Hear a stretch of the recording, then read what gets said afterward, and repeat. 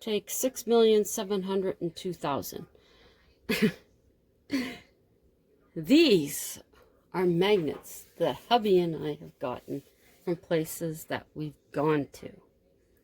The Haunted Walk, Rideau Hall, where the Governor General lives, Lévis, Quebec, Winterlude, Bal de Neige, which is from now until the 17th, Upper Canada Village, that is where we went for Pumpkin Inferno and the Christmas lights, the Bytown Museum, which is the oldest structure in Ottawa, the Rideau Canal, of course, the Museum of Science and Technology, Old Quebec City, and Notre Dame des Victories, 1688, Place Royale, Quebec. That's Old Quebec City. Now, the first subject I'm going to tell you about tonight is the Ottawa Dragon Boat Festival. The festival began in Ottawa in 1994 and attracts 5,500 paddlers, 200 teams, 75,000 spectators from around the world. It is one of the largest dragon boat festivals in North America. It's held at Mooney's Bay, where the Rideau River and the canal meet. In 1998, the Charity Cup Challenge was added as a fundraiser. It raises money for local charities, which has brought in over $4 million to assist 41 charities. The festival in Ottawa is the first carbon-neutral festival in North America and the first eco-certified festival in the world. It takes place this year, June 25th to the 28th. So if you're in Ottawa then, check it out. The races are scheduled for Saturday and Sunday of that weekend. There are 3 categories: mixed, women's, and open. The team contains 16 to 20 paddlers, 1 drummer, 1 steerer, and up to 6 spares. A minimum of 2 500-meter races on Saturday. The top 75 mixed, 32 women's, and 8 open advance to Sunday. Sunday they compete in the 100-meter, 200-meter, and 500-meter. The dragon boat dates back 2,400 years in the Chinese culture. It was a fertility rite performed to ensure good crops. It was also held to avert misfortune and encourage rain. They worshipped the dragon. Cultural and heritage performers are featured at the annual festival. Opening ceremonies occur on Friday. It is essential that the eye of the dragon is dotted to wake it from its sleep. Concerts from local talent and other Canadians that have performed there: Sam Roberts, Broken Social Scene, Matt Mays, and the Sheepdogs have all performed at the festival. There are food vendors, strolling performers, artisans, and merchandise exhibitors. There is also an Ice Dragon Boat Festival featured during Winterlude. The boats are fitted with skates, and the participants use sticks to propel the boat. This takes place at Dow's Lake, February 7th and 8th, which is this coming weekend. One of the ladies at work will be participating in that one, and she also participates with the work team for this festival as well in June, and I believe there's 2 other teams that she's on. Very busy woman. This is the next subject. It is the Canadian Museum of Nature. Originally, as you can see, it's the Victoria Memorial Museum. Now, the construction began on the museum in 1905 and was completed in 1912. It's designated a National Historic Site of Canada in 1990. There are 4 main collections. They were started by the Geological Survey of Canada: botany, mineralogy, paleontology, and zoology. The museum was used as the House of Commons after the Parliament building fire in 1960. And as a matter of fact, today is the anniversary of that fire. It was used, it says here, the government was run from the site until 1922. The Senate used the first floor, the fossil gallery, and then the mineral room. The Commons used the third floor amphitheater. Former Prime Minister Sir Wilfrid Laurier's body laid in state in the museum auditorium in 1919. In 1956, the museum was split into two museums, National Museum of Natural Sciences and National Museum of Man. In 1990, the current museum's name was changed. Major renovations to the building took place from 2004 to 2010. The glass tower took the place of the original, removed in 1915. The tower is supported by the new elevator shafts, not the building. The building remained open during renovations. It closed once on April 26, 2010, for final changes. The Haunted Walk of Ottawa gave a special tour of the museum at its reopening. Now, hubby was told when he was in school that the museum was said to sink an inch each year because of the land that it was built on. It doesn't make you feel comfortable about that. But I believe now they've likely put something in place so that it wouldn't, with all the renovations that they've done. Now, our next, getting to our haunted story for this evening, or facts, we're going to start with the Grand Theatre. Now, here is an old picture of the Grand Theatre in London, Ontario. It opened September 9th, 1901. It seats 839 people. The original owner-manager was Ambrose J. Small. Mr. Small disappeared December 2nd, 1919, never to be seen again. I will find a photo of him here. One moment. This is Ambrose J. Small. Trans-Canada Theatre bought the Grand and then went bankrupt in 1924. Famous players bought it in that same year. The second balcony was removed because it was coming away from the wall. In 1934, 4 theatre groups pooled enough money to rent the Grand. In 1945, they purchased the building. In 1977, the building underwent renovations. Now it is known that Ambrose Small sold the theatre, deposited the money before disappearing. He was 53 years old. A spirit has been seen on catwalks and the balcony, even floating above the audience during performances. Phantom footsteps are heard. Lights and appliances turn off and on by themselves. A strange hissing noise has been heard throughout the theater. In the 1970s, a backhoe stalled for no reason. This was amazing because one more brick would have destroyed a hand-painted mural, which was the focal point of the theater. A former cleaning lady is also believed to haunt the theater. She is seen on the stairs on many occasions. When a production of the Black Donnellys was performed, the Donnellys manifested. Now I'll be speaking about them tomorrow and the anniversary of their murders. May 1927, actress Beatrice Lilly followed a figure she thought was Ambrose, and then it disappeared. July 1956, Charmaine King saw and described a spirit she seen. When shown a photo of Ambrose, she claimed it was him.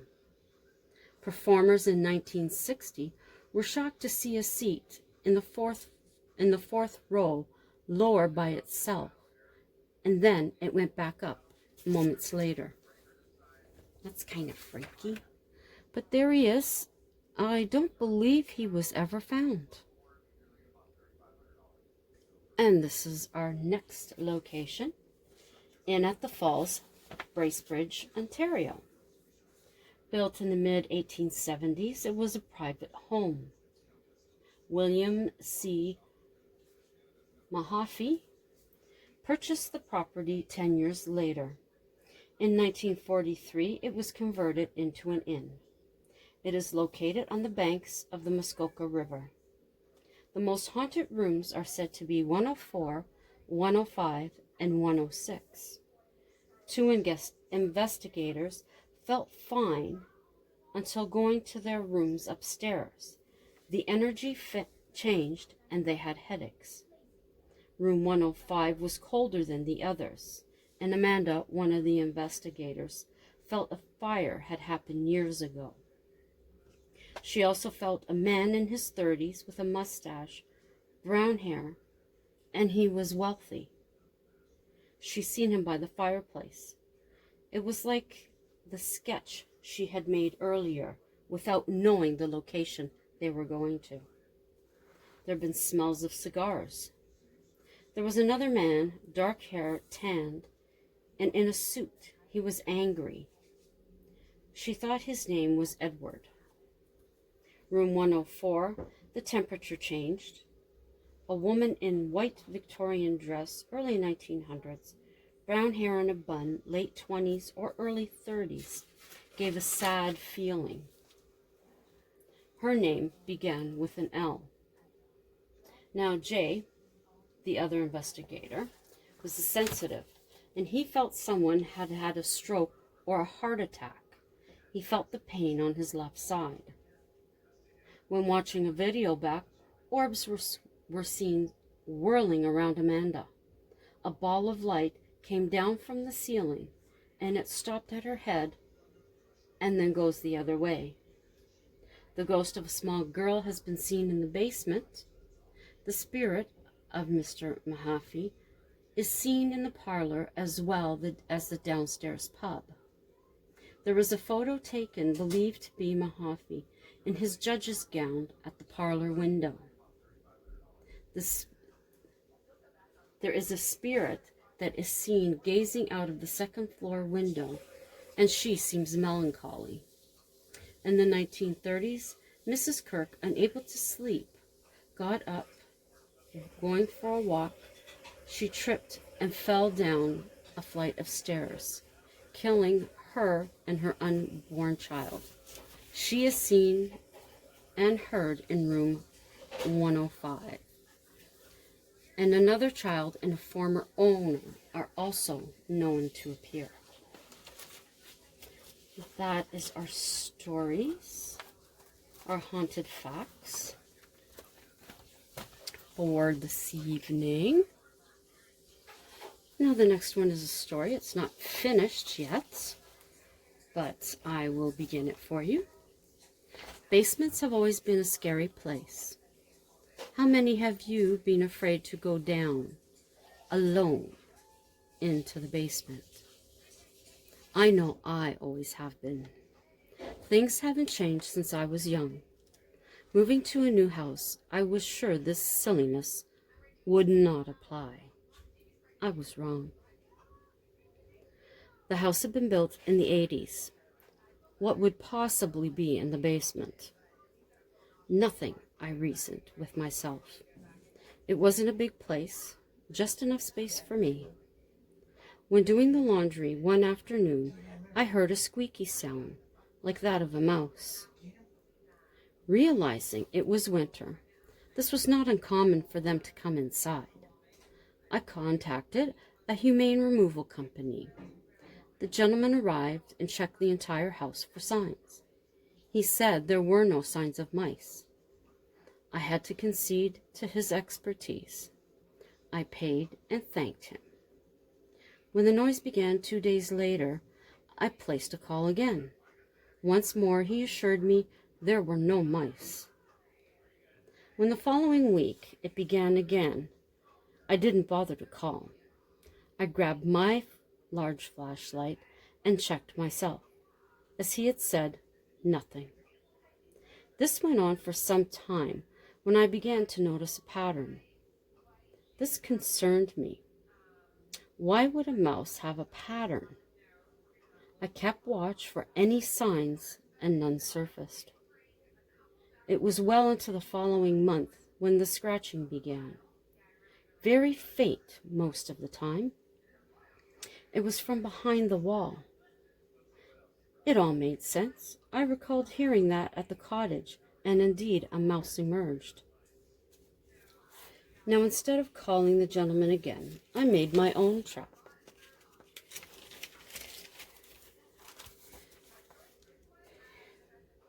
The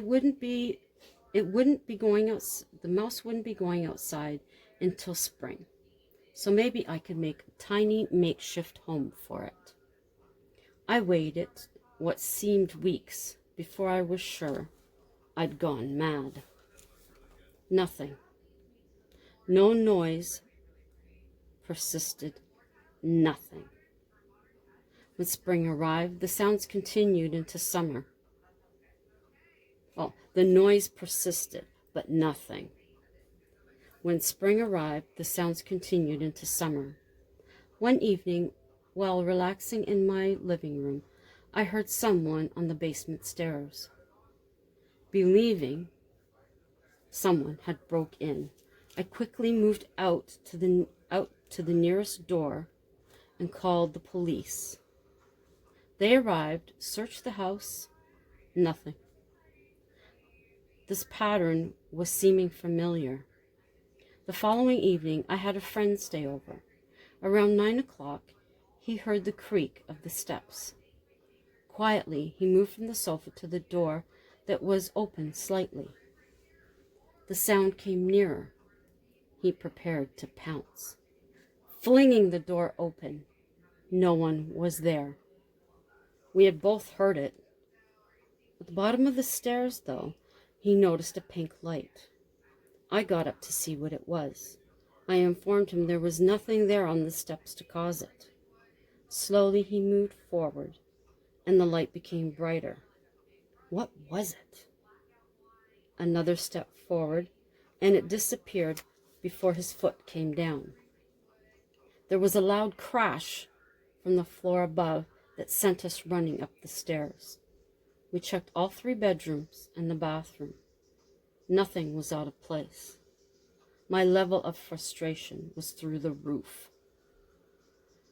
Making our way back downstairs, I shouted, "Stop this shit.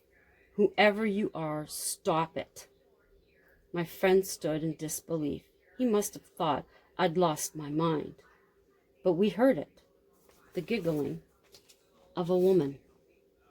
It seemed to be coming from the dining room. I picked up my phone and hit the record button. This really isn't funny, you know. I haven't slept well since you started this. I waited, then continued. Why are you doing this? And who are you? What do you want? My friend and I sat at the table. A warm calm came over us. Was this the spirit? I asked out again for a name. Finally, I pushed the button to stop recording. I went to my gallery to play it back. We both watched. That's it for tonight. So to all my loyals, thank you very much for coming by. I'm glad I finally got through this. Whew. Love each and every one of you. For those of you just coming through, please check out my other videos. Give it a thumbs up if you wish to do so. Leave a comment if you wish to do so. I do get back to them, but as I've mentioned, I am having a problem with seeing the comment, clicking to reply to it, and then it's not there. But I assure you I do see them. Share any of them out if you think someone would be interested. think of subscribing, and if you do subscribe, hit the notification bell so you'll know when I upload. So have a great rest of the evening, and have a terrific Tuesday. And tomorrow, the Black Donnellys. Until then, ciao for now.